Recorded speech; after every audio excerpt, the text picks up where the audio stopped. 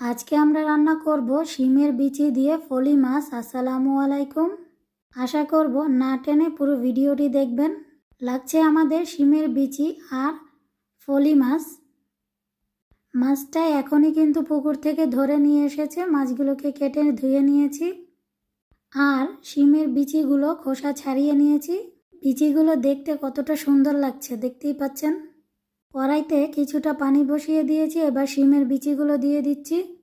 1 মিনিটের মতো রান্না করে নিব যাতে বিচির কাঁচা গন্ধটা না থাকে।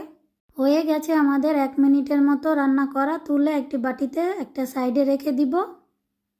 অপর দিকে মাছগুলোকে 1 চা চামচ লবণ আর 1 চা চামচ হলুদ দিয়ে ভালো করে মাখিয়ে নিব। কড়াইতে তেল গরম বসিয়ে দিব। ভালো করে গরম হয়ে গেলে মাছগুলোকে দিয়ে উল্টে পাল্টে ব্রাউন কালার করে ভেজে তুলে নিয়েছি। এবার অন্য একটি কড়াইতে রান্নার তেল দিয়ে দিচ্ছি 3 টেবিল চামচ পরিমাণ। দিয়ে দিচ্ছি রসুন বাটা 1 চা চামচ, পেঁয়াজ কুচি কিছুটা, স্বাদ মতো লবণ, 1 চা চামচ হলুদের গুঁড়ো, মরিচের গুঁড়ো 1.5 চা চামচ দিয়ে নেড়েচেড়ে মিশিয়ে নিব। ধনিয়ার গুঁড়ো দিয়ে দিচ্ছি 1 চা চামচ। ঝালটা আপনারা আপনাদের স্বাদ অনুযায়ী দিবেন। জিরা বাটা দিয়ে দিব 1 চা চামচ। দিয়ে নেড়েচেড়ে কিছুটা পানি দিয়ে ভালো মতো মশলাটাকে কষিয়ে নিব। আশা করব না টেনে পুরো ভিডিওটি দেখবেন। কষানো হয়ে গেছে। এবার আগে থেকে সিদ্ধ করা শিমের বিচিগুলো দিয়ে আবারও 2 থেকে 3 মিনিটের মতো কষিয়ে নিব। এরপর এর মধ্যে ঝোলের জন্য পানি দিয়ে দিচ্ছি। পানিটা দিয়ে সেই সাথে আমরা ভেজে রাখা মাছগুলোও দিয়ে দিচ্ছি। এভাবে করে রান্না করব প্রায় 15 মিনিটের মতো। আমার রেসিপি আপনাদের ভালো লেগে থাকলে আমার চ্যানেলটিকে সাবস্ক্রাইব করবেন। আজকে যেই শিমের বিচিটা আমরা রান্না করছি এটা কিন্তু আমাদের নিজেদেরই লাগানো গাছ থেকে পেড়ে নিয়ে এসেছি। আর ফলি মাছটাও কিন্তু নিজেদের পুকুরের ছিল।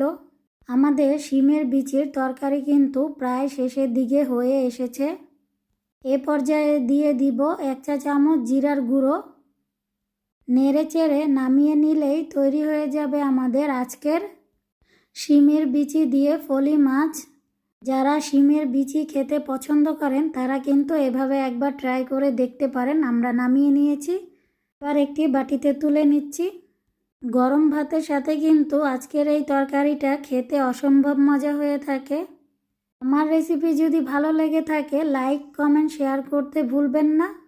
আরও এরকম নতুন নতুন রেসিপি পেতে অবশ্যই কমেন্টের মাধ্যমে জানাবেন। আমরা চেষ্টা করব আপনাদের কমেন্টের উত্তর দেওয়ার। ভিডিওটি দেখার জন্য সবাইকে ধন্যবাদ। আল্লাহ হাফেজ।